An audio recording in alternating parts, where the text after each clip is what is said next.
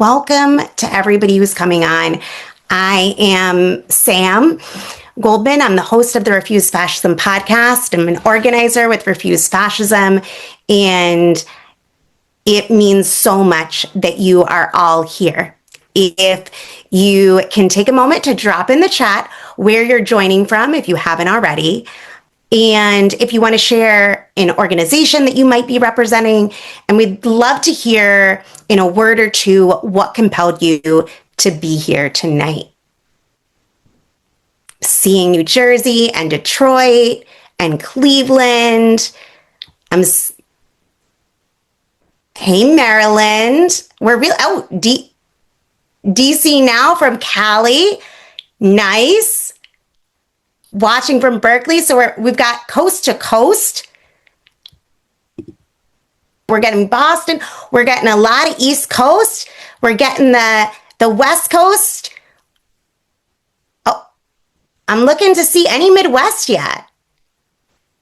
Okay, Albuquerque, New Mexico, not Midwest, but I'm seeing some range. Kalamazoo. All right, there we go. We are meeting via Zoom tonight at a moment when really every day of delay is dangerous.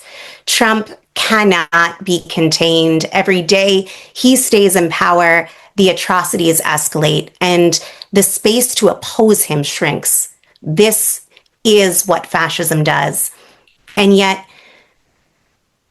the millions of people in this country that know this is wrong, right now, even though they feel in their bones that they hate all that Trump is doing, that they feel he is legitimate, right now, they are hesitating.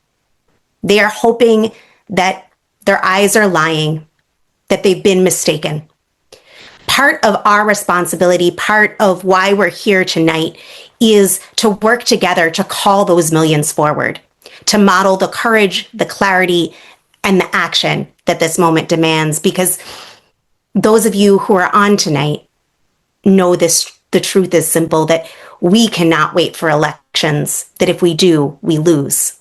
That the only thing with the power to stop Trump's fascist program is millions of people in sustained nonviolent protest, flooding the nation's capital and refusing to relent until he is removed from power. So tonight's webinar is about this strategy, the plan to surround the White House again and again, and what together we need to unleash in the next few weeks to change the course of history. So I wanted to check back in the chat and see if there was we've got any other folks that had shared what was compelling them to join tonight. One Zoom user shared that they're here because Trump is a disgrace, that they can't believe people in their life voted for a sexual predator. And I wanted to, here to protect my rights as a marginalized person, and want to introduce Sunsara, who you might know already, who you hopefully know already if you're not new to this movement. Sunsara is a co-initiator and leader of Refuse Fascism. She's a host of the RNL Revolution Nothing Less show. I want to say we are now 11 days out since November 5th, when we launched a nonviolent movement to drive Trump from power. We gathered thousands of people in the nation's capital. People came from all over the country, from Albuquerque, from Pittsburgh, from Georgia, from Austin, from Houston, from San Antonio, from Wisconsin, from all over Boston, New York, New Jersey, all over the country. And mostly came in twos and threes, but came to DC on a weekday, on the one-year anniversary of Trump's election, to raise the demand Trump must go now, and to launch a movement that needs to grow from thousands to hundreds of thousands and soon to millions, that does not stop, not a one-day protest, but coming back again and again, not stopping until we create the level of profound political crisis in this country that compels the removal of Donald Trump from office. So we launched something historic and very important. And I want to talk about, in the 11 days since then, what we have accomplished and the challenges that are still before us. So on November 5th, as I said, we brought together thousands from around the country who recognize that we are facing fascism and that this is not a looming threat, it is upon us now. And that the only force powerful enough to stop this fascism is millions of us in the streets, not once, not for a weekend, not every few weeks or every few months, but steadily and nonviolently until the Trump fascist regime is removed. And we projected this message to the world in word and deed. We stated it from the stage with a diversity of voices, and we marched and acted upon this. And we came out because what we see around us already, the rising fascism, and what it actually means, the families that are being torn apart, with children sleeping in concrete cells, the journalists and whistleblowers who are being threatened and purged, entire state governments rewriting election rules so votes can simply be thrown out. So many countless examples escalating by the day. And we came because we recognize that this is how fascism consolidates. By the time typically most people wake up to what we are facing, when fascism rises in different countries, by the time most people recognize, typically, the courts, the police, the bureaucracies themselves have been purged of anybody who opposes the fascist tyrant. And these branches of government, these instrumentalities of government, have themselves been turned into instruments of fascist atrocity. And this is a process that is advancing rapidly in this country. And we came because we recognized it. And we don't want to wait till it's too late. And that time is fast approaching. We came because we recognize this is why Trump must be removed from power. A recognition that Trump cannot be contained. He cannot be constrained. He will not be bound by law. He will not respect reason. He will not respect the typical constraints of the Constitution or the separation of powers or elections.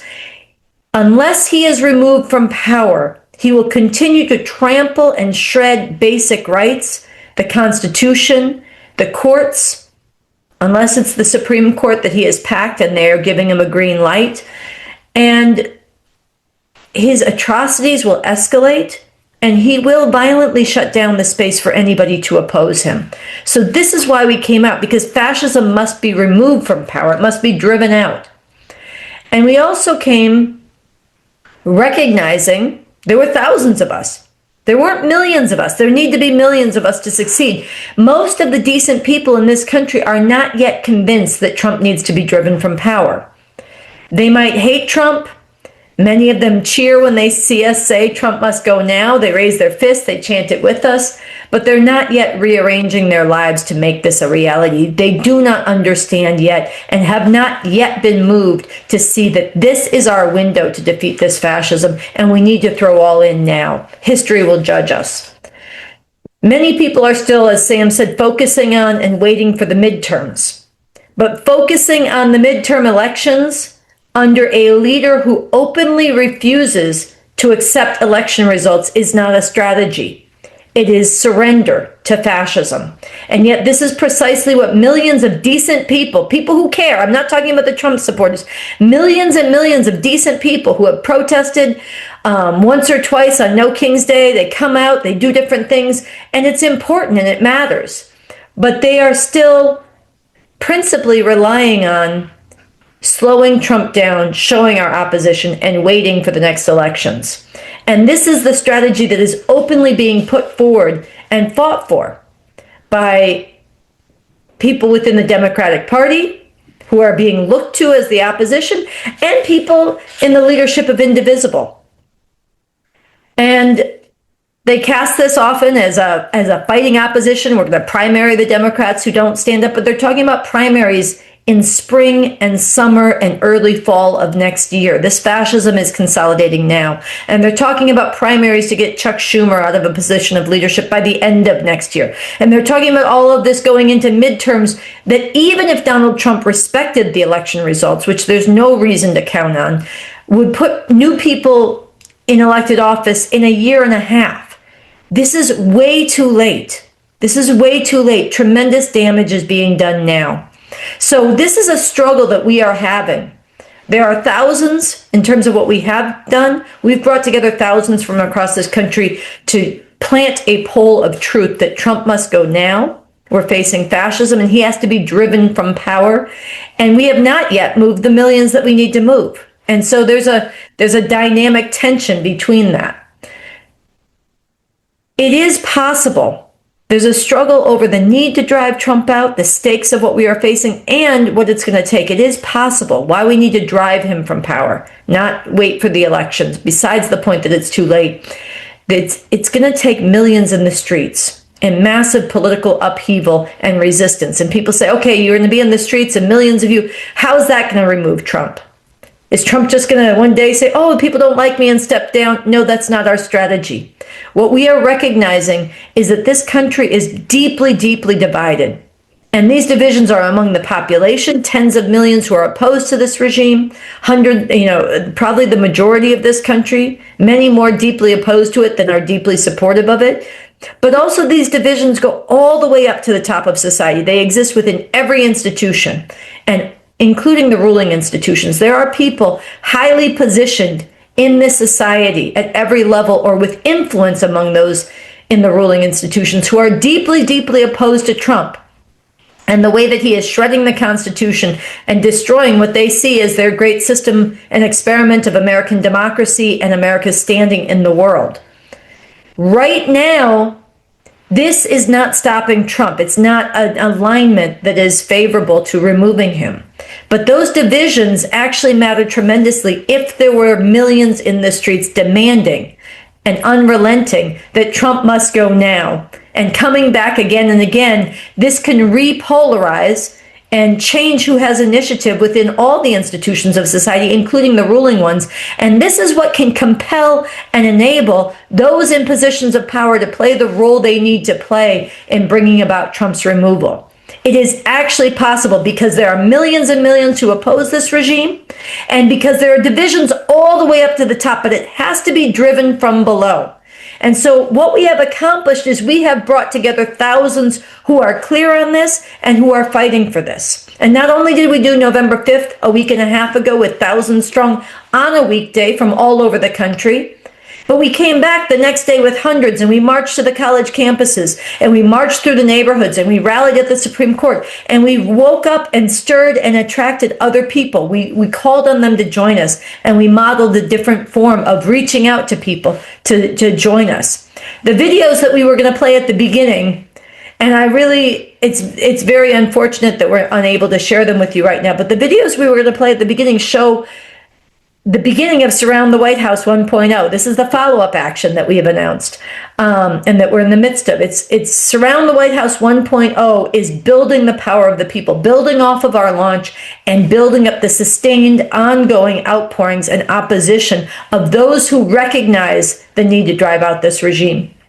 So we came back yesterday in front of the White House, and several hundred of us rallied and then stretched crime scene tape a mile long, around halfway around the huge perimeter of the White House, because things are blocked off. You don't get close to the White House, but it's about a 2-mile perimeter if you go all the way around it. So we stretched crime scene tape around this. We had a powerful rally, and then people organized, and people again came from all over the country to be part of this, and it's very important. And this stretched out, and what we did is marked off the crime scene of the fascists in the White House, but we also held a place. And so this was people spread out every 50 feet or so holding this crime scene tape, a mile long. And along the way, we're marking this off, and we're saying right now it's several hundred of us, and we're able to circle the White House about halfway around. What we need is enough people to circle all the way around. Soon we need to do it with thousands so that it's shoulder to shoulder, not people holding crime scene tape 50 feet apart. Soon after that, we need 10 deep all the way around so that it's tens of thousands it'll take to surround the White House. And then all the streets all the way filled, hundreds and hundreds on each block, hundreds of thousands surrounding the White House, and very soon millions. So that the entire city is clogged and flooded with nonviolent opposition. Every street is clogged and shut down. All the institutions, especially those that concentrate this fascist power, the illegitimate fascist-packed Supreme Court, the Capitol with the Senate and the Congress that are cravenly capitulating to or slavishly loyal to and henchmen of Trump's fascism, and the White House itself. We need to surround these three branches of government with the repudiation of the voices of the people. So the whole world sees us stripping Trump of any claim to legitimacy, showing that he is reviled and being called out by his own population, non-violently, but with relentless and sustained determination, coming back again and again. And this is what, to paraphrase what Andy Z said in our rally yesterday, this noise and determination from the masses of people who are opposed to Trump in the streets is what is going to rattle and shake up who has initiative within all of these buildings and institutions to bring about the conditions where Trump can actually be removed. This is what we are going for. And so we started yesterday. We started a week and a half ago. We've been building for this. We've done other things, but we launched this November 5th, and we've been doing follow-up actions. And so yesterday we did halfway around the White House. Tomorrow we're going back. And a week from now, we're going back again. So it's Monday at 3 on the 17th, Monday again at 3 on the 24th. And each time we are conjuring and calling forward more people, especially on the 24th. We want thousands of people, so we get all the way around the White House much more densely than we did the first time. And we're projecting this out to the world, saying, come join us. Because right now we are still in the minority. We're among the majority that hates Trump and what he's doing, but we're among the minority that recognizes the urgency and the stakes of what happens if fascism is not removed from power, and who recognize what it will take, which is a movement of millions and sustained opposition until he's removed. And so we are trying to impact people through our actions and through our argument, through modeling what needs to be done and through carving out a path for others to join and making the argument that you have to join us. So right now we're involved in Surround the White House 1.0 in 3 parts, a follow-up to our November 5th launch. Yesterday was part 1, tomorrow is part 2, and next Monday, 3 p.m., people should come on both of these days in from around the country. And we did it on purpose at 3 p.m. so that in the D.C. area and elsewhere, people leave work early. No business as usual. People walk out of school or leave school early.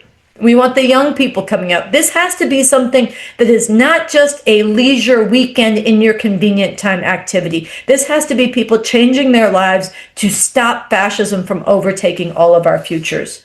So this is what we have begun.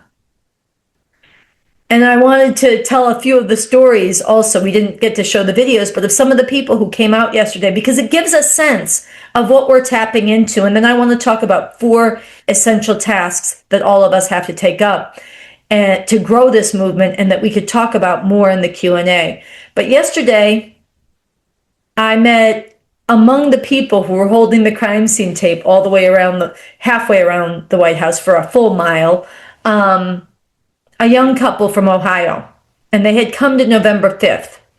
And they were there, and they were in the front helping hold the banner through the whole march. They went home, and they came back again. They're in their very early 20s, and they actually voted for Trump. I spoke to them. They voted for Trump. They said their whole family, both of their families supported Trump. Everybody they knew supported Trump. They're from rural Ohio. They never thought that much about it. It was the first time they were able to vote. But then the ICE raids started happening. And first the woman and the couple started seeing this on TikTok and thinking about it. And then they were talking about it. And the two of them had become so horrified by what they had supported, what they played a part in by being part of electing Trump, that they felt that they had to make good and undo their damage and be on the right side of history. So they came, and they came back again, and they talked about arguing with their families. They talked about arguing with their coworkers, the people they went to church with, losing friends, having some people come up to them privately and say, I'm glad what you're saying, or starting to think about what they were saying. But this was some of who was there. There were retired federal workers there. One I met a couple, she worked at the Department of Education. He worked in the Department of Veteran Affairs. And they were both horrified by how Trump is trampling these institutions and turning them into a perverted version of what they once were.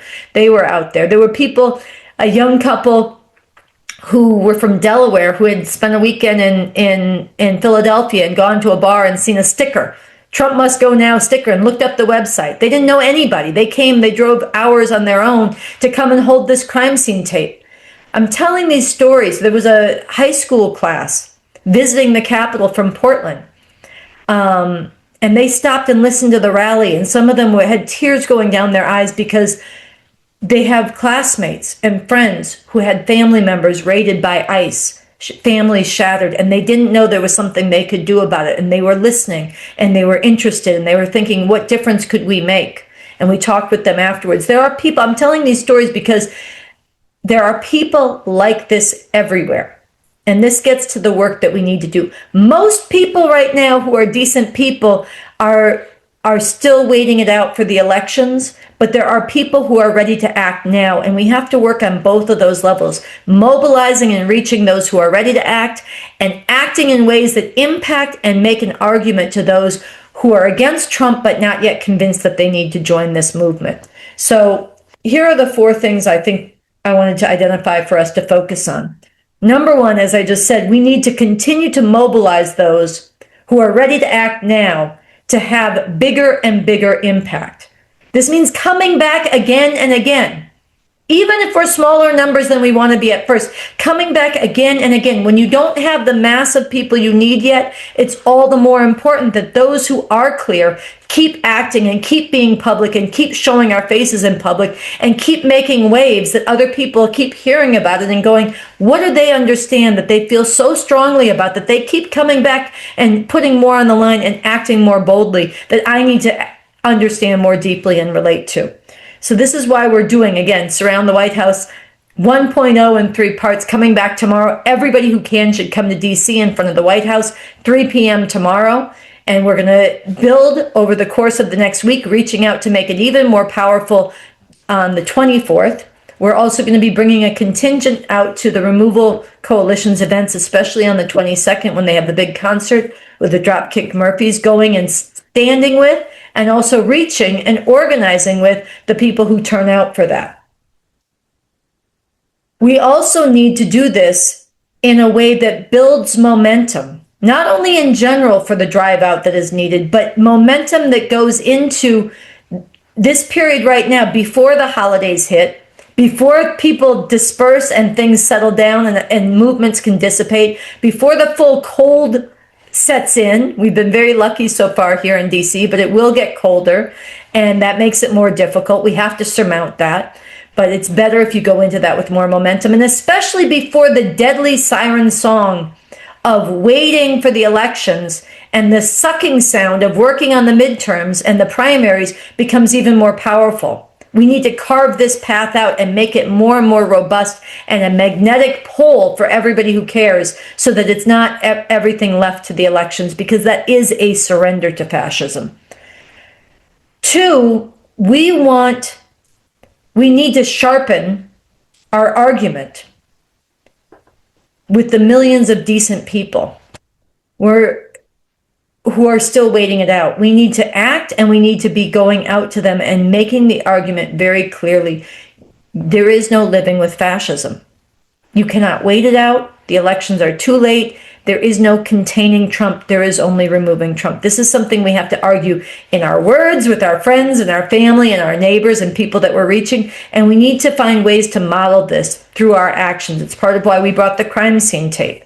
But there's other ideas that people are going to have. We have to have a dual dynamic where we're impacting as powerfully as we can with all the people ready to move, and we're arguing and inviting in all the people who are not yet ready to move. 3rd, we want to get your ideas now. I said we need momentum going into the holidays. We want your ideas. We have a plan for Surround the White House 1.0, which implies more of it to come, surrounding the White House, surrounding the Capitol, surrounding the Supreme Court, flooding DC again and again. This is 1.0, and it started yesterday, and it's going through tomorrow and next Monday, the 24th. We need your ideas. We are inviting your ideas. We're currently developing our plans for Thanksgiving, for Thanksgiving weekend, for early December, for the month of December and the holidays. Send in your ideas for what we should be doing in DC and across the country. Send in your ideas, talk with friends, brainstorm, and send them in, because we need to develop these and announce them soon, but we want your inputs. That's number 3. And finally, number 4, and this is very crucial, and it's a shift. And it's probably one of the most important shifts for most people who are tuned in right now to this Zoom. Everyone who has stepped into this movement needs to go from a participant, which matters tremendously, to an organizer. Not later, but now. The people that I spoke of, that I met yesterday at this rally, they showed up because somebody reached them. Somebody put a sticker in a bathroom in Philly. Somebody got the word out on social media in a way that reached this young couple in Ohio. The people in the retired federal workers got flyers and they saw the protests in DC before. Everybody came because they were reached. And there are millions more like them. And they will only act if we reach them. So we want to ask everybody on this call to talk to your family and friends. Tell them about this movement. Ask them to come out. Ask them to donate. If they can't come out, donate. If they can come out, donate. If you have miles, you can donate to help other people travel. If you can cook, if you can raise money, ask the people you know who care about this, who are proud of you for what you're involved in, to be part of it, to not be passive on the sidelines. But then reach beyond the people you know. A lot of people, they say, first of all, some of their families support Trump. Some of their friends are having arguments about this, but some people, you go in and you talk with them and they say, that's good for you, but I'm working on something else, or I'm waiting it out, or don't restrict yourself just to those you know. We need to reach far beyond our immediate circles. So take the stickers, order the stickers and get them up everywhere. In bars, on lampposts, in laundromats, on college campuses, get flyers and take them out to public places, to transit hubs, to campuses, to concerts. But also, go and reach out systematically to the communities that you know and can get to know. Congregations. Go to the social justice committee at different religious congregations. Go talk to the religious leaders. If you don't know how to do this, you've never done it before, you have to learn how to do it. And really, the time to do it is now. It's okay if you're uncomfortable. It's okay if you've never done it before. Think about what it is that you understand about what we're facing, the danger barreling down on humanity, what moved you to be part of this movement, and the need for other people to know about it.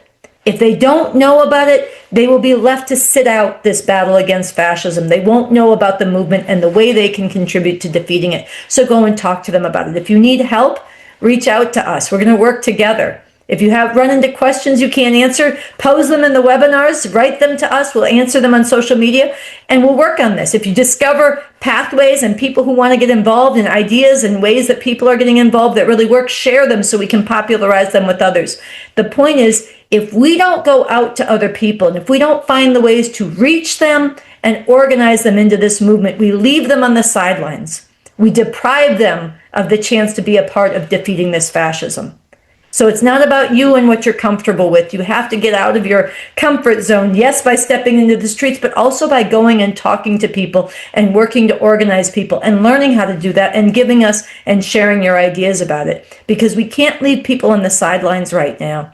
And what will happen if we do that, ultimately, is really going to affect all of humanity. So we have to be willing to step out ourselves, to make that sacrifice, but then, and to go to those we know, but also to go far beyond that and find the ways to shake up and reach thousands, tens of thousands, and millions and give them a way to come into this movement. So to conclude, I'm going to just summarize those 4 points and then we'll open it up. 1, we have to continue to act ourselves in bold and creative ways that get in the media, get in social media, and spread and reach out to millions. 2, we have to sharpen our argument over why we need the road of driving Trump from power and not waiting and not relying on the elections. 3, we need your ideas and your input on plans for the holidays and December for how we grow this movement in the next few weeks. And 4, we are asking everybody here to go from a participant to an organizer, or if you are an organizer, to share what you are learning about that so that you can help other people become organizers of others, because there are already many people presenting themselves to this movement. Not enough, but many more people than we have yet involved and organized, and we need your help innovating the forms and the ways to do that. So there are times in history when everything really pivots on what ordinary people figure out and forge the ways to accomplish. This is one of those times, and we're calling you in even more than you're already in this movement.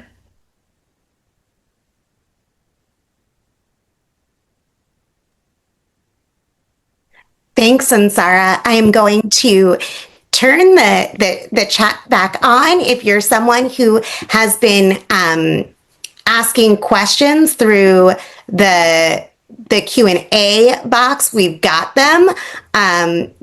Thank you for submitting those questions. For those who've been sharing in the chat to the hosts and panelists, I just wanted to share a few of the reactions that people had to what Sunsara was saying and some of the connections that people were making.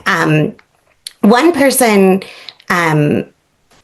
had flown in from Seattle for November 5th and the week following for the protests and marches, and met many of us and others looking to make change now, and felt that collective action is at the collective heart of government and country, and that they've come back to Seattle with renewed energy and hope.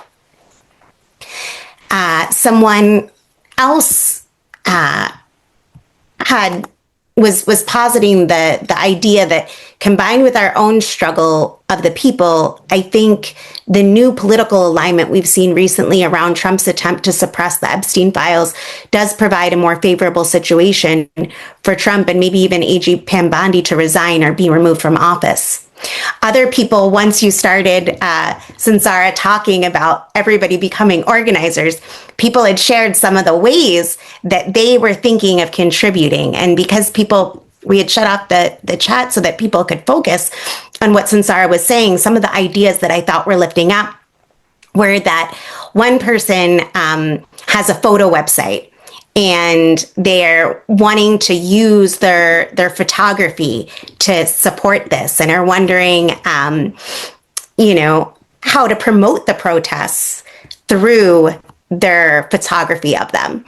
Another person was making the point about the need for massive fundraising, that we need funds for advertising, for doing these events, and for making sure people know about them. And then there were a couple questions that were connected to being organizers that I wanted to share with everyone, because I think that they're things that many of us might be wondering, and there may be things that we can come up with together. Is there a video or special link to present to possible collaborators? This is someone who's visiting their local Florida Indivisible leadership tomorrow. Then there was a theme of people trying to figure out how to come to DC from other parts of the country. Travel to DC is different for us West Coast people than folks coming from PA and New York. Need logistical help in travel, support to make that happen. And people wanting to know plans ahead so that they can make those travel plans real. So those are some of what people are thinking about off of what you were saying. And I see people putting in the chat more dates. I wanted to get into some questions that have come through, if that's all right with you, Sunsara, unless there's some things that you've seen in the comments. I do want to do the questions. I do want to say, for the person who said, is there a special video or special link to present to possible collaborators? They're visiting their Florida Indivisible leadership tomorrow, which is fantastic. That is actually a very great model of going out to organize others. And I should have said this, there's organizing others who are unorganized and just reaching out broadly, and there's going to organized forces like the Indivisible chapters, like other student organizations or social justice committees, or people who are already part of networks and saying your network needs, are people doing Ice Watch and saying this is very important, step it up, but also send people to DC, because if we don't get Trump out of the White House, he is escalating the funding for ICE. He's taking the gloves off, and this is scaling up. So the defense of people on the ground in their daily lives against the violation and terror of their rights and their lives by ICE is very important. But we need to get Trump out of office. So there's an argument to go to people and unite with them, but also take this to them. So all of that is a very important part of this, and of organizing others. So I want to, first of all, commend that Angie and Ida want to take this to Indivisibles tomorrow. But the key thing I would say is the call for the fall of the Trump fascist regime. It's on our website. It announced the November 5th launch, but everything that is described in that call remains true. And it makes the argument that fascism is not a looming threat. It's upon us now. It needs to be driven from power. It gives a comprehensive picture of what it means to call this fascist. And it brings alive what it will take, the strategy, and how a nonviolent convergence of millions of people in the nation's capital can bring about Trump's removal. There are also FAQs on our website. And if we probably need to develop more as we're taking this movement forward and running into new arguments. So if you have questions you're running into, we should develop some FAQs if there are more needed. But I wanted to point to those two resources. I think the call for November 5th, fall of the Trump fascist regime, there might be like a little bit of a thought among some people, oh, November 5th is past. That's not a key document anymore. It is still the core, most essential argument we should take to others. It's very powerful. And so I will drop the link in to everybody right now, because I just looked it up. And that I recommend.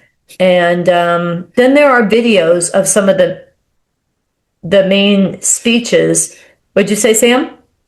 People have already dropped it in the chat. Oh, excellent. And then there's videos on our homepage. There's, at November 5th, there's a video of the speech that I gave on the homepage. That's one of the most comprehensive arguments and up-to-date arguments about why we need this movement. You can also see Michael Fanone, one of the DC police officers who was assaulted on January 6th defending the Capitol, speaking out. He gives a very powerful argument for this. There are other people's speeches on that. I would spend some time there on our website at the key speeches and take them in, because they'll give you a lot of argumentation, and you can share them with others when you go to meet with them.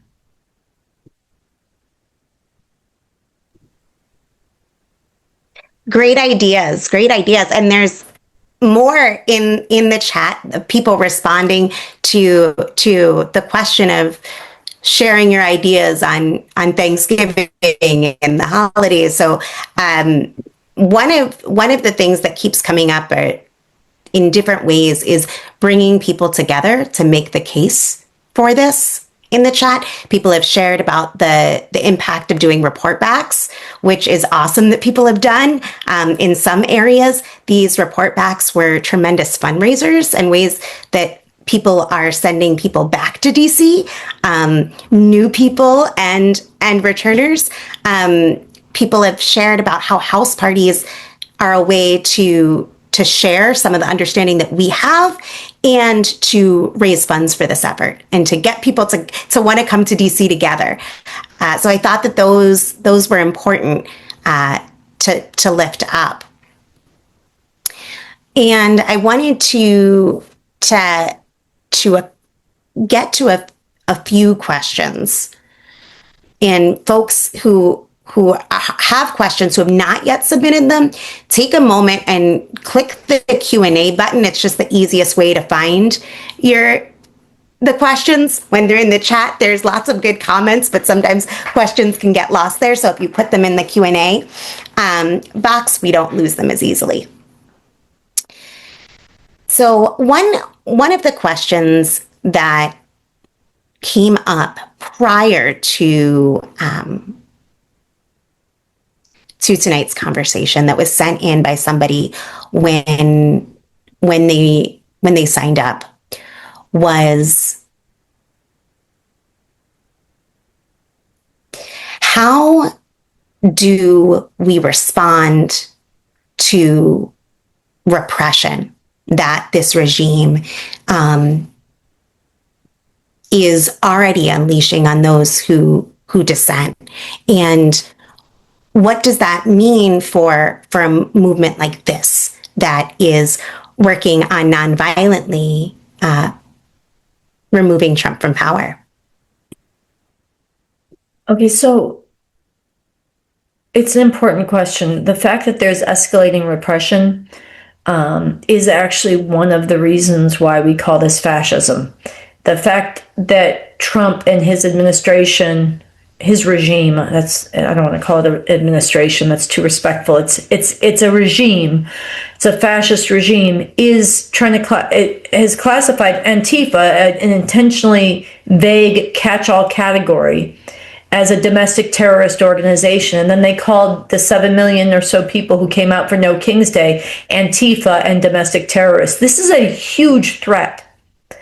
They are investigating organizations. They're looking through financial records. They are looking through communication records of some of the groups that are doing ICE Watch. They're doing it against a lot of nonprofits right now. They're threatening a lot of organizations that have stood up and resisted, and they're going after their opponents within the ruling structures themselves. They're investigating Letitia James, James Comey, John Bolton. And this is not only a threat against these individuals, but it's a chilling message being sent against anybody who would act against Trump within the legal constraints and even enforcing the rule of law of this system that Trump is supposed to be adherent of. So the repression is very real. It's actually why the regime needs to be driven from power. It's why we cannot wait for 2026 midterm elections or 2028 or anything else like that. He is moving to consolidate fascism now, which means more and more escalating atrocities, and it means violently shutting down any space for people to oppose him. They are going to close that off. That's their mission. That's what they're going for.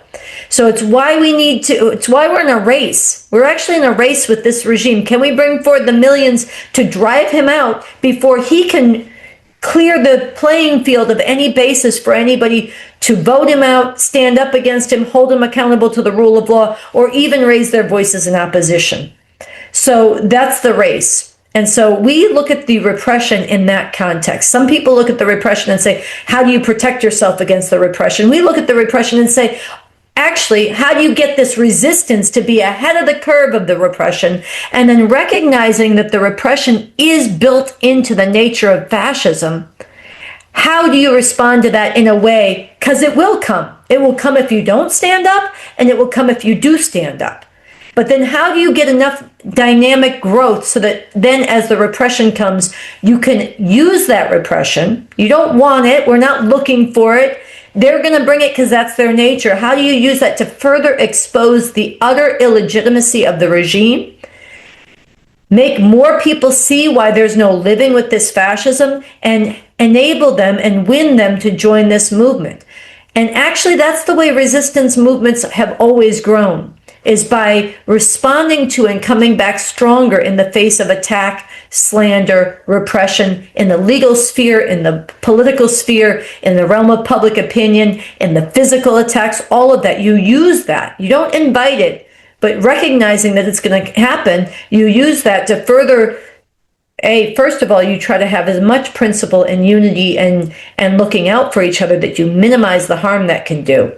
But then you use that when it comes to grabbing more people. And it is a big reason why we are very clear that our movement is nonviolent. Our movement is about bringing forward millions. We are not trying to give this regime an excuse to distort our motives and come down on us and have anybody look at that and say, well, maybe they had a point. We want to be very clear. We have right on our side. We're acting within what is our legal right. and our moral responsibility. And if they come down on it, that's exposing their illegitimacy. And actually, if you have millions standing up in that way and they lash out, that not only can inflame more people to want to join us, it can also become part of what compels, in combination with the pressure from below, it can be part of what compels other forces within the ruling structures to say, you know what, you're violating the rule of law and the Constitution to unleash this repression illegitimately, illegally against the masses of the people in this country. And that can actually end up playing into what leads to their removal. So that's how we see that dynamic. And I'll end by saying there are 4 principles, and we chant them and we have them on our website, but there are 4 unifying principles. We say them on every webinar that hold this movement together. Number 1, our demand is Trump must go now. That's our single unifying demand. We do not stop until that demand is won, because unless Trump is removed from power, he will not be constrained and things will get worse. Number 2, we're nonviolent. There are millions. The road to removing Trump is mobilizing the millions in nonviolent political protest and resistance. And people have the right, I believe, to defend themselves. That's different than against violation of their rights in their lives. But I'm talking about as a movement, what we are doing as a nonviolent movement. And 3, we unite all who can be united from different perspectives for that single unifying demand. We learn to work with each other, debate our differences. We have many differences in this movement. That's fine, that's healthy, that's necessary. We need to come together because we need each other to defeat fascism. And finally, the 4th one, which gets to the question, is we use every attack on this movement to rally more people to come back stronger. And that's actually how we grow and succeed.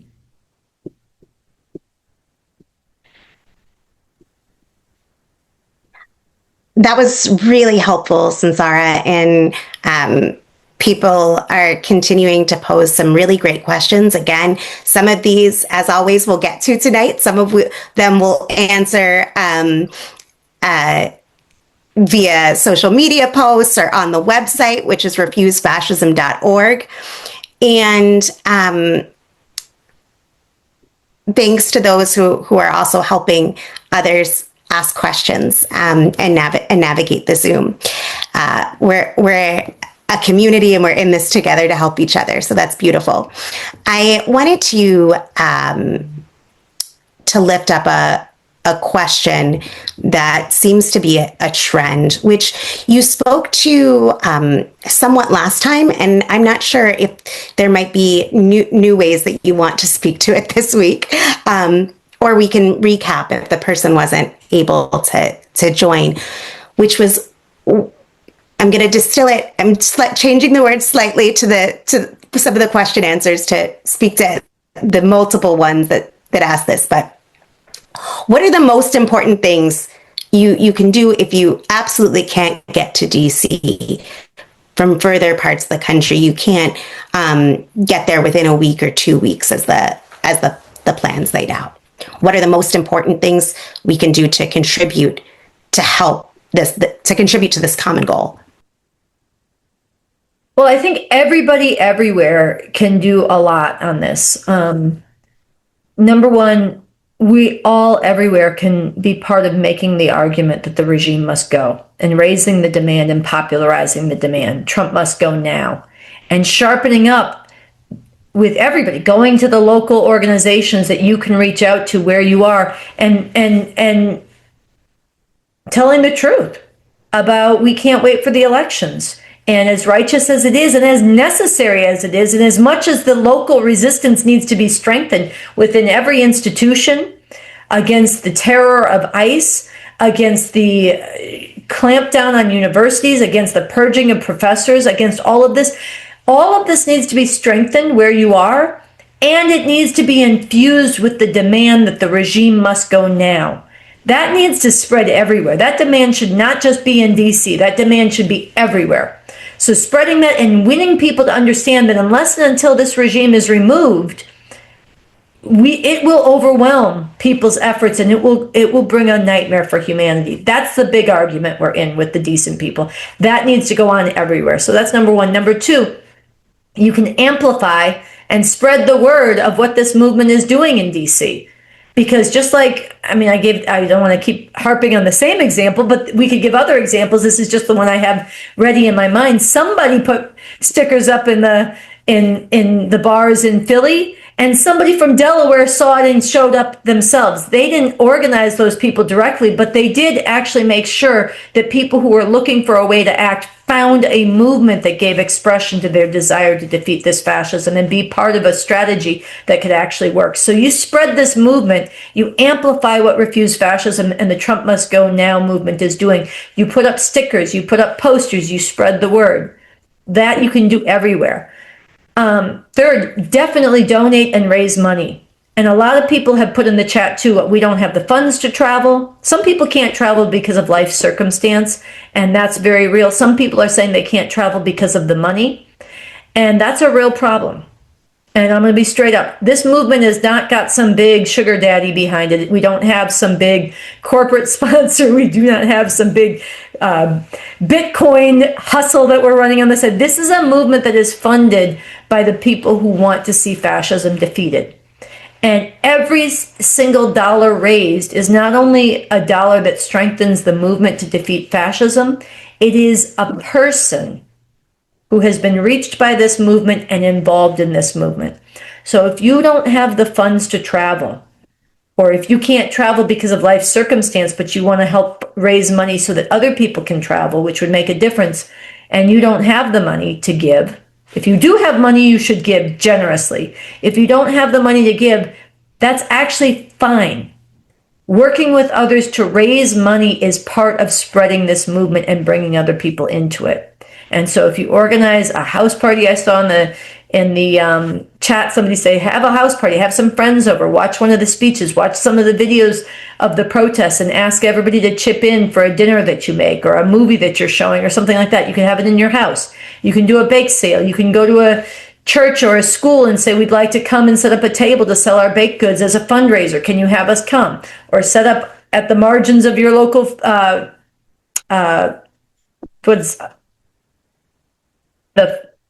my God, blank on the mind. Anyway, lots of farmers market. Like somehow it got stuck. The farmers market. You know, there's places to go and things to set up. Raising money, selling stickers for donations, and then sending in the money. All of that are problems that you can solve. So fundraising and involving people in donating and raising money is another way. And then there's a tremendous amount that needs to be done on social media and in the media to spread the word. Or if you have design skills, if you have other skills, if you are like to make phone calls and you want to volunteer to do phone banking from where you are, fill out the volunteer form on our website. There are a lot of ways for people to get active from across this country. There's going to be a center of the movement in DC because this is the seat of power, and it does need to be centered here.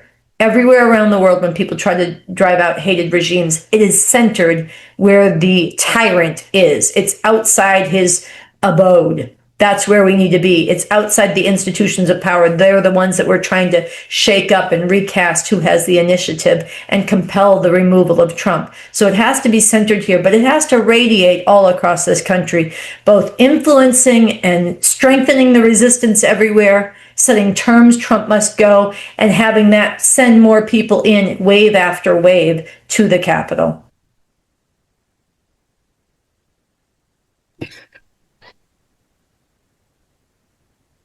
There were so many concrete suggestions that Sunsara just laid out. Some more ideas from others in this community have also been dropped in. So it's worth looking them over.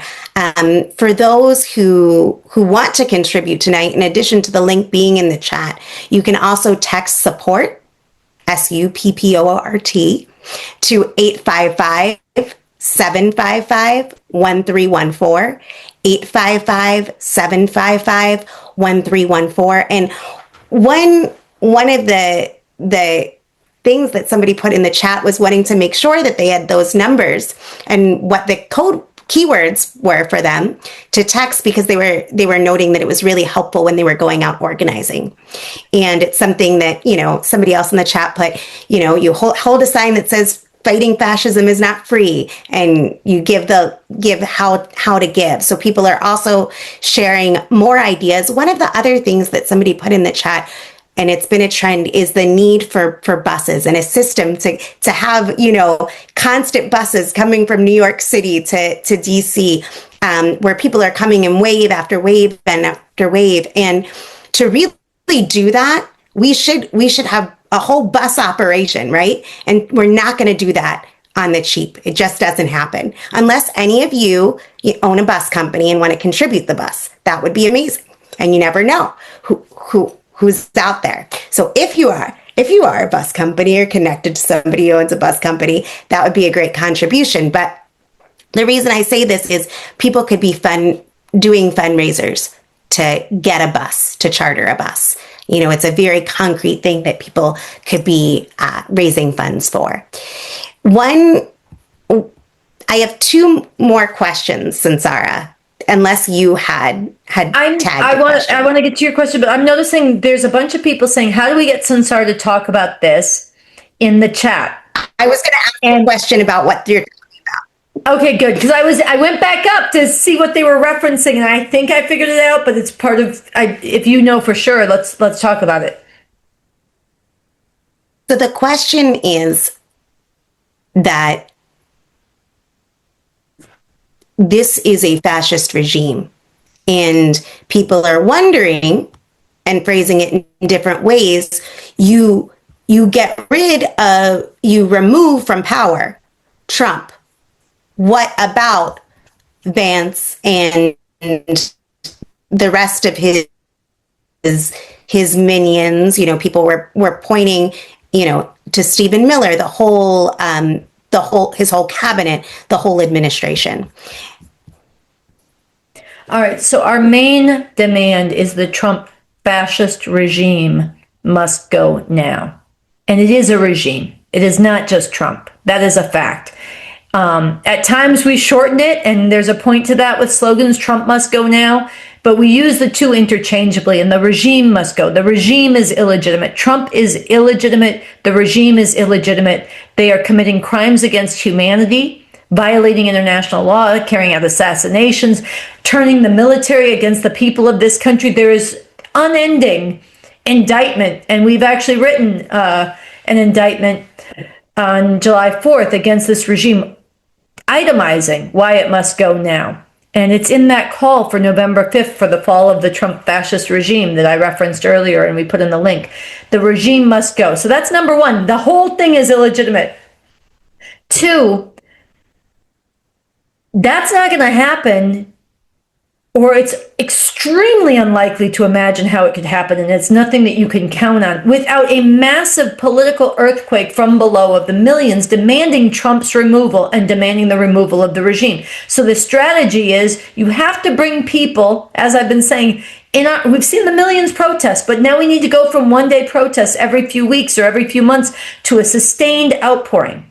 And that's what can shift the alignment of forces such that Trump, people ask, will it be impeachment? Maybe it will be. Will it be indictment for criminal charges? Maybe it will be. Will it be the 25th Amendment? That's a possibility too. We are not in the halls of power deciding which mechanism they're going to use. There might be other mechanisms. What we do know is none of those mechanisms will happen, will be lubricated without the upheaval from below. And we know we can't predict in advance who's going to move. I mean, if you would rewind the clock back a little ways, people say, well, we lobby this one, and then we lobby that one, and we get this one, and we get that. First of all these people in power know that there are millions who hate this regime. They don't need to be convinced of it. They need to have the compulsion to act in ways that they don't feel compelled to or enabled to without this realignment of society that comes from millions in the streets in a sustained way. But also, you don't know who's going to act. If you rewind the clock a little bit, who would have said before it happened that Liz Cheney would be one of the main people who would really fight for impeachment and really try to hold the line against Trump fascism from the perspective of maintaining the system the way that she thinks it should function. Now, I have a lot of differences. I suspect many people on this call have tremendous differences with Liz Cheney and Dick Cheney, who is alongside her in certain ways on that. But you could not have predicted in advance, or I wouldn't have predicted, that they would be some of the forces who step forward against Trump. You don't know who will be compelled to move. You don't know how deep the opposition to Trump is. Even among the ruling structures now, I said this last time, there are enough people in power now who are opposed to Trump who could be compelled to move as part of his removal if there was a realignment from below. So we are not starting with the calculus of the mechanism. We're starting with the political realignment that comes through people in the streets and then compelling everybody in power to respond to our demand. So that's the second point. The third point I was going to say is, once you get that dynamic going, where Trump is removed, you don't know who else is. I mean, there's so many people who have violated the Constitution, violated the rule of law, violated basic rights, carried out crimes in different ways, who are part of his regime. Once the dynamic and the momentum shifts, you don't know who else could be brought down with him. And finally, whoever is in power after Trump is removed, if we are successful, whoever it is, and we don't want J.D. Vance, but even if it were J.D. Vance, again, we would like him removed too. That is our demand. The regime must go. But even if it was him, whoever it is going to be coming into power at a time when the fascism has been put on the defensive and the masses of people are ascended in their demand, in their confidence, in their political mobilization, in their aspirations, and their sense of strength and refusal to accept fascism. Whoever comes in after Trump will have to deal with an aroused population that is not having what he was serving. And so that's a better set of conditions. Will all the problems be resolved? No. Will there be challenges before us? Will there be a debate over the way forward? Will there be different programs put forward by different forces that we'll have to navigate? Absolutely.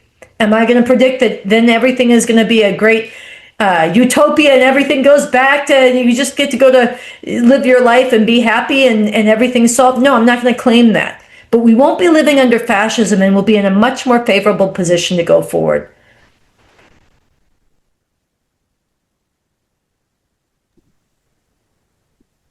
This is a really important point, both about what it would change in terms of the whole political landscape if this regime, if Trump was removed from power by the nonviolent, relentless action of the people, and how the people would change too. And both, I think, are really important. I wanted to see if we could do one final question, and then I know that some people might have joined at various times, and I want to bring people back to some next steps and some of the key points that Sunsara laid out in her presentation. Would that be okay with you, Sunsara? Yeah. So one question that came up that isn't something that we've spoken to previously was what are the lessons that you take from Occupy Wall Street? Is there any lessons that would lend themselves to this struggle to drive Trump from power? Yeah, I think there are positive lessons and negative lessons from Occupy Wall Street that are relevant. And I did spend time down at Wall Street when that was going on. So, I mean, I experienced some of this firsthand, and I experienced a lot of it like others did through learning about it, reading about it, following it, not just firsthand. But a couple of things. One, it was a strength of that movement for what it was doing that it didn't have a unifying demand. And that was one of the things that was exalted. We don't have a demand. We're out here. We're the 99% against the 1%. And that allowed a certain opening up of a lot of different perspectives and debates and discussions that went on. And that was actually, that was fine for that movement. It also, this is a negative thing, I'm not even making a critique of that movement at that time, but when that movement got attacked very heavily, when there was at a certain point, when it really was taking off, there was a conference call of mayors from all over the country, and then coordinated police assaults on Occupy encampments all over the country in a very systematic way. It wasn't the only form of repression, but it came down very hard. And I think that there was at least two things on this to draw, that there was not a single demand that enabled people to say, if here's why we come back, we're not stopping till we win this. And in this case, we can't stop until Trump is removed. There's actually a negative lesson in this, that you have to understand that history is pivoting on whether fascism stays in power or gets removed. And that's the turning point that we're pivoting off of. That needs to be our demand.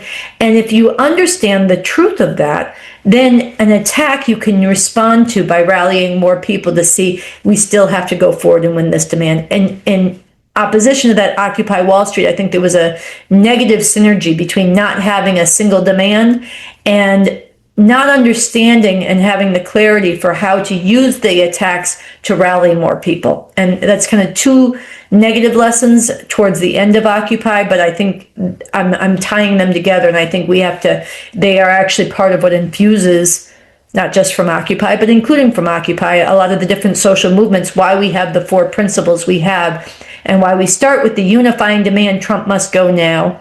Why we say we have to unite very broadly diverse opinions, learn to debate and stand together towards that demand. Why we need to use every attack to come back stronger. And why we have this principle of nonviolence in reaching the millions. So those are some negative lessons. I think, there is a tremendous positive lesson from early on in Occupy, which actually is the opposite of some of the stuff that happened later, where one of the ways that it really started to take off early on, and I don't know how much everybody on this call knows the history, but there was an encampment set up. It was a little ad, said the date, show up, bring tent, and they had a ballerina balanced on the bull of Wall Street, and people went down, and it lasted a little while, and it was a small number of people, and it hadn't actually caught on. It was a good thing. It was some people hanging out down there. And at a certain point, there was a march or an action. I believe it was up in Union Square in New York, and the police came out, and if I'm not mistaken, they pepper sprayed at very close range a couple of young students from NYU. And it's not the kind of thing that anybody wanted to see happen, but when it happened, the clarity of these young, unarmed, hopeful, and large-minded young people who had so much right on their side and were so legitimate up against this cold and ugly and bald repression that was so clearly illegitimate and caught on camera, actually is part of what enraged so many others, and it's part of why Occupy caught on. That was actually a turning point in this taking off, and it's a very good example of how responding to repression by bringing forward more people can enable a movement to grow. So that's, a sort of mini example at the beginning. And I guess the last thing I would say, and I expect that there are different views of this within the Refuse Fascism and Trump Must Go movement. So here I want to speak just for myself, but I think that a really important critique that the revolutionary leader Bob Avakian, who's a leader that I follow, he's the architect of the new communism, and he's analyzed quite a bit of the rising fascism, has made a pretty deep critique of this claim that it's just the 99% against the 1%. And that captured people's imagination, and it captured sort of the grotesque wealth inequality and the ways that a lot of the middle class was being squeezed, and there were legitimate things being captured by that. But one of the really important things that Bob Avakian has stressed at that time and deepened since then is that posing things in those kinds of populist economist economic terms of the 99% against the 1% obscures the fact that half the 99% are actually politically and ideologically aligned with the fascists.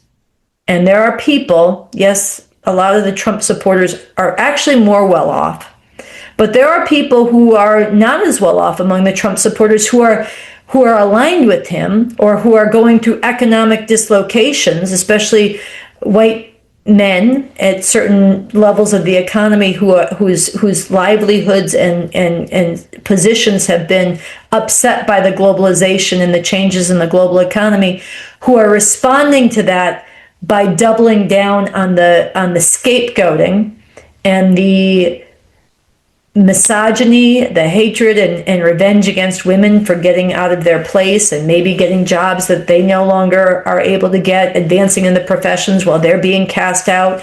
There are people who are doubling down on the hatred of foreigners and immigrants, round them up. I was reading today about the college Republicans, one of them at Boston University, who bragged about calling ICE on the car washers, the guys at the car wash, and bragged about playing a role in getting 9 people rounded up by ICE. And then when students complained, the national student Republicans defended this kid and said everybody should be doing this, turning people in. This is a widespread phenomenon among a section, again, all the way up and all the way down. It's not the 1% against the 99%. There are social fault lines around the white supremacy, around the anti-immigrant, around the changing role of women and LGBTQ people, against all the advances of the 1960s that people fought and changed, dismantling Jim Crow, bringing about advances for Black people and women in public life, and establishing the visibility and the rights of LGBTQ people, and on many levels, that there is a revenge against among huge sections of the 99%. And so this is a thing that I think we actually have to learn from in a different way. And I think today, too, you have a lot of people who are out there saying, well, and again, we're going to not have total unity within Refuse Fascism about this. I'm sure there are people with different views, and that's okay and that's welcome. I'm speaking for myself on this. But there are people who say we need to go and appeal to the Trump supporters on their economic interests and bring them back together. No, we have to go out there. The reason I cite this young couple from Ohio, what ruptured them with Trump was seeing the horror of what ICE was doing and saying, I don't see them as animals, I see them as humans, and I cannot be part of this. And they talked about then learning about LGBTQ people and their rights and starting to care about them in a way that they had been brainwashed against before. You actually have to rupture with the ugliness of the Trump MAGA mindset and juggernaut of fascism. It's not just economics. And so that's another thing that I think we have to grasp. That's a different synthesis, a different understanding than just the economic populism or even the we're against oligarchy kind of notion that Bernie often promotes. So those are my reflections on some of the lessons of Occupy, positive and negative for our times since it was raised. Oh, the last thing that we have grappled with, I know this is a long answer, but there's a lot of dimensions of this, and we have wrestled with this, is that we very consciously chose not to do an occupation, an encampment, because we're not saying there should never be an occupation or an encampment, but it's in terms of the form, to really involve millions and millions and millions of people. We need people coming back, we said intentionally, again and again, not trying to, and this I'm not critical of Occupy for it. I'm just saying one of the things that happened is that people became saddled with having to maintain the encampments in a way that actually at a certain point became consuming above reaching out to the broader mass of people. And we want to be able to get out to the broad mass of people and keep coming back again and again. I think that, your answer, yes, was long, but I think it was very rich and gave us all a lot to think about. And I noticed from the reactions in the chat, people were here for it, and it's a question that I know we're trying to do something that, while it has been done in other countries, removing despise tyrant from power. It hasn't been done in this way in this country before. And what it would mean for the people here and all around the world would mean so much more than anywhere else a regime could be driven from power because of the disproportionate influence the U.S. has. And so I think that, what we're talking about here is different, and there are lessons that we can learn from many things, including experiences that have happened within this country, while knowing that we are charting this course together. We have some models to work off of, but we're charting this together. And in that spirit, people in the chat have been talking about doing things that they have not done before, and that's exactly stepping into the role of an organizer that is urgently needed. Going to a Quaker organization after hearing a suggestion to go up to a Quaker organization, speaking in a indivisible group, you've never done that before, getting out the flyers, organizing the house party, all of that and much, much more is needed for us to rise to this profound danger. I had sent you a message, Sunsara. I'm not sure if you were able to. Okay, so yes to answering it. Okay, so there have been a lot of questions that have been shared, and I'm trying to identify, just to walk you through my process, to identify questions of things we haven't necessarily spoken to elsewhere, and where there are questions that have been spoken to, we're going to make sure to update our FAQs and provide those answers to you. But one of the questions that was raised that hadn't been raised before were whether, Sunsara, you had thoughts on why the numbers have dropped so much from November 5th to yesterday, despite people still hating Trump, still despising MAGA. The atrocities continue to mount, and people are organizing for this, and to understand both why that's so and what are we going to do right now to change that. Okay, yeah. So I did see this question, why are the numbers dropping since November 5th? And I want to say, we need a lot more people. That's not new on anything that we put out, but I don't see it quite that way. We are bringing forward more people to carve out a path of sustained protest to demand Trump's removal than any other movement, and than we have before in a repeated way. November 5th, we built for a long time. We had thousands. People traveled from across the country. If we had had tens of thousands or hundreds of thousands, we would have cracked into the media and social media and reach on a level that we did not. And then it would have been easier to get a growth pattern of attracting more people. We would still be in a struggle for more people to join, because we're in a struggle. There'd be more people who are ready to join who would have heard us and come in.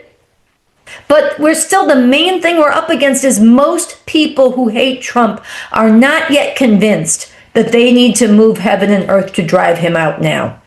And they are being actively misled in this. They are being actively misled in this by people who have done some good things against Trump, but are now saying, look, all of that, this protest, this and that feeds into our more realistic strategy of primarying the Democrats who won't fight and getting ready for the midterms. That is a loser strategy, but that is what spontaneously has more adherence among people's understanding right now, and it's being actively fought for by people that a lot of decent people look to for leadership. So that's the main thing we're up against. But if we'd had more people, we would have had more reach, and we would have had an easier time establishing momentum.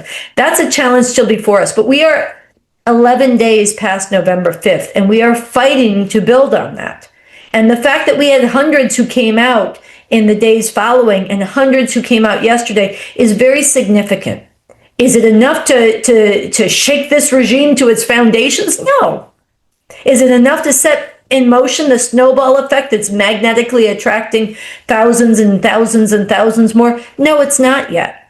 So I don't want to misstate it. I'm not trying to hype this up and make it more than it is. But given that we didn't break through and reach beyond the sound barrier, the fact that we have people coming back again and again is extremely significant.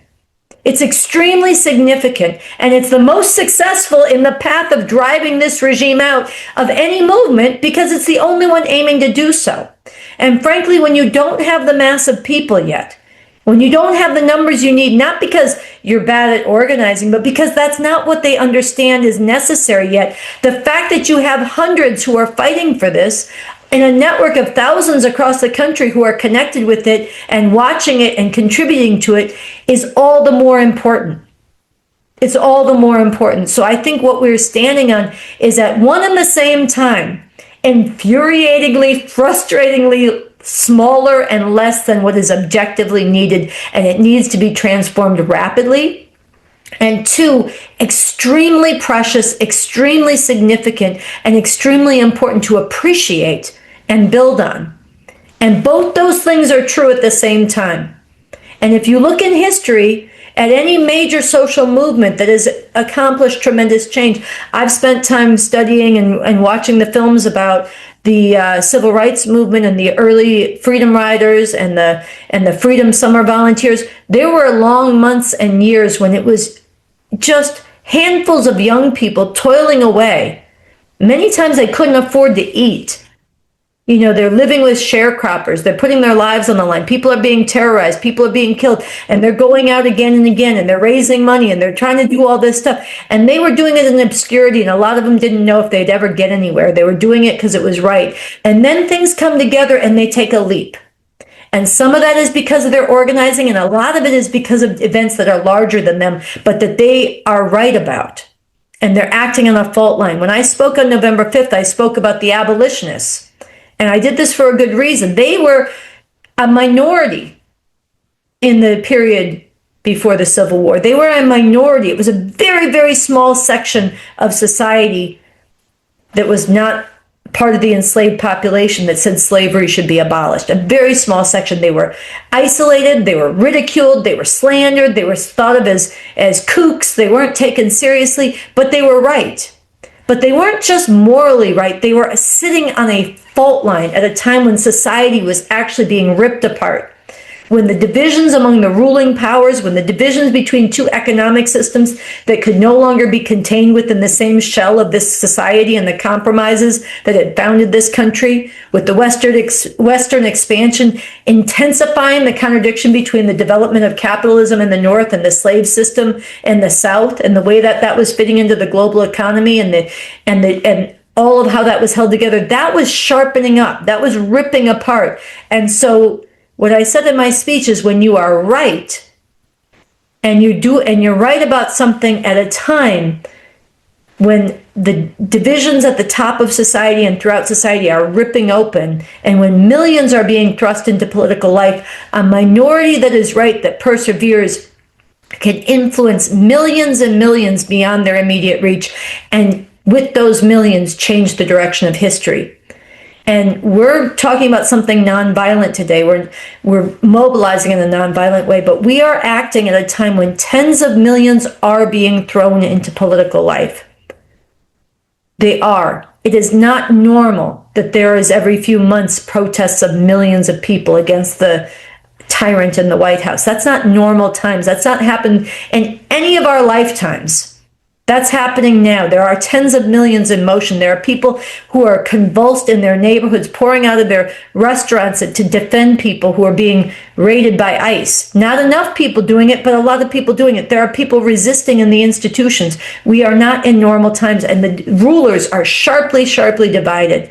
So at a time like this, when things are being ripped apart and they are going to extremes, a minority that is right and perseveres and keeps working at, how do we impact as powerfully as we can with our small numbers now and make the argument to to the millions who are decent people and organize everybody who presents themselves, we actually can have something where we are growing ourselves, and then events larger than us interact with what we are doing.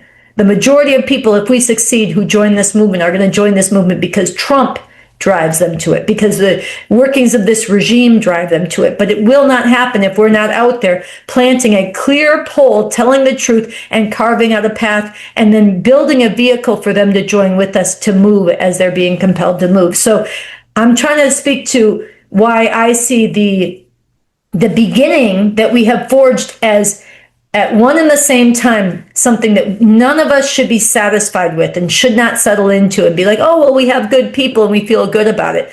But at the same time, we should not dismiss the significance. And the people who have been part of these webinars, the people who traveled to DC and volunteered, the people who are still in DC, the ones who have gone home and done report backs, the people who have donated, the people who came and helped surround the White House yesterday. We are doing something that is really extremely significant, and we have to persevere, and we have to work together to figure out, how do we scale this up? How do we have bigger impact? How do we organize more people? And we cannot lose sight of how much society is in motion and how much we can have an impact beyond our numbers, and need to fight to do so and settle for nothing less.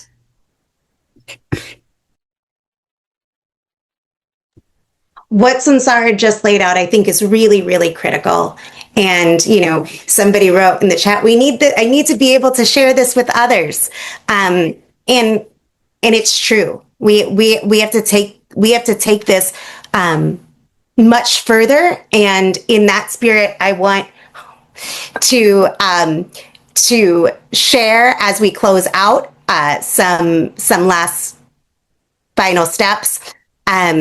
I just wanted to, first off, make sure that everybody has some basic information about this tomorrow, Monday, November 17th, and Monday, November 24th, because I want to make sure that people are clear on some next steps, and then overall throwing into this effort. Surround the White House 1.0 continues. Again, appreciation to those who made Saturday, November 15th happen, whether you were somebody who was holding the crime scene tape, or you were somebody who helped organize the people holding the crime scene tape, or you contributed funds to the crime scene tape, or you recorded the action. It really was important. And we are going back to the White House tomorrow, Monday, November 17th, and Monday, November 24th. We are building in our numbers, in our strength, in our determination, and we are modeling what needs to flood the nation's capital. Waves of people, a sea of people that are demanding Trump must go now. You know, we need this to happen, not someday, not next year, but we need thousands in the streets of DC now, and we need within, the next 6 weeks that to be really flooding in our millions, because there is no time. So again, be part. If you can change your schedule, you can leave work early, you can leave school early, walk out, be there Monday, November 17th at 3 p.m., Monday, November 24th at 3 p.m.